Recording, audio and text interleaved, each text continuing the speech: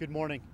I'm Lieutenant Jeff Kramer with the El Paso County Sheriff's Office, and wanted to provide an update regarding a stabbing that we began an investigation on last night.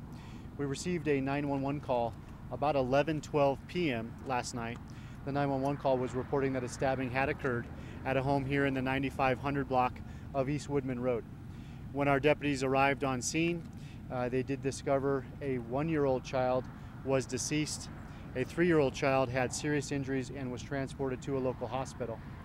They also discovered an adult male had serious injuries as well. He was believed to be the suspect in this event. He too was transported to the hospital.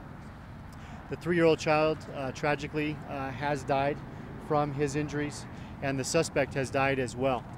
The victims are identified as Scarlett Kane, who was the 1-year-old, and the 3-year-old is identified as Ryan Wilhite. The suspect in this case is identified as Ethan Carew, and he is 22 years of age.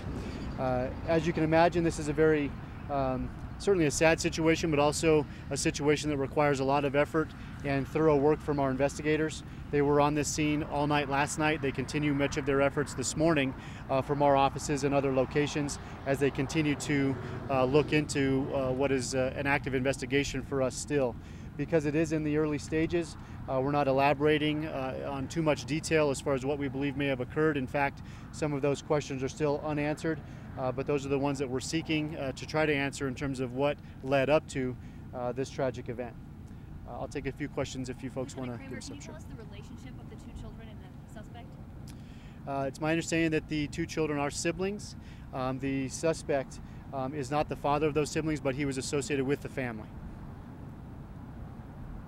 What kind of injuries are we talking about here? We've heard stabbing, we've heard their throats were possibly slit. How bad was this? As I mentioned, we were dispatched to the call being reported as a stabbing.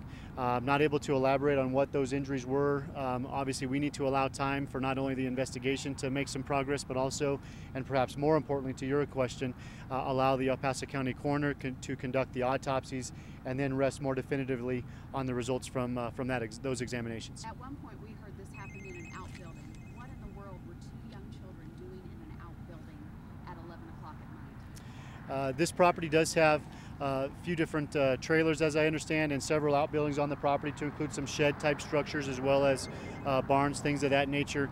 And it's my understanding that much of our focused attention in terms of the investigation was in one of the mobile homes on the trailer, or on the property rather.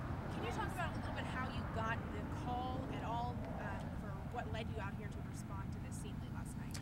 It was a 911 call that was placed to the El Paso County Sheriff's Office. That 911 call was placed by a family member of the victims in this case. Can you explain at all if they're... Father, or it wasn't a father, but was he a guardian of the children? Was he living with the kids? Not sure of the living arrangements concerning the suspect in this case. Again, he wasn't the father of the kids, but was associated with the family. Just one more question. Does he work here at the ranch? What's his relationship being here? Again, he's associated with the family, some kind of relationship with one of the family members. It's not my understanding as far as some type of work relationship, as you mentioned. Can we get a spelling on these names? I can, yes. As far as the spelling on the victims' names, Scarlett Kane, S-C-A-R-L-E-T-T. Kane is K-A-N-E. Ryan Wilhite is the 3-year-old, R-Y-A-N W-I-L-L-H-I-T-E. And spelling on the suspect's name is E-T-H-A-N. Last name spelled C-O-U-R-R-A-U. And his last name one more time, how do you pronounce it? I'm pronouncing it Carew. C-O-U-R-R-E-U? C-O-U-R-R-A-U. When's the next time we can expect more information that can be released? We don't have a definitive time on when we'll be able to release additional information. As I mentioned, this case is in the early stages and there is much work to be done. So we're going to allow our investigators whatever time they need to be able to make some progress as far as answering those questions as to what led up to this event. Also allow for the El Paso County coroner to conduct his examinations, and then following those events is when we would likely send out something again through an official media release from the Sheriff's Office. Mr. Carew have any... Did he have a criminal background? Not sure of any criminal background for Mr. Carew.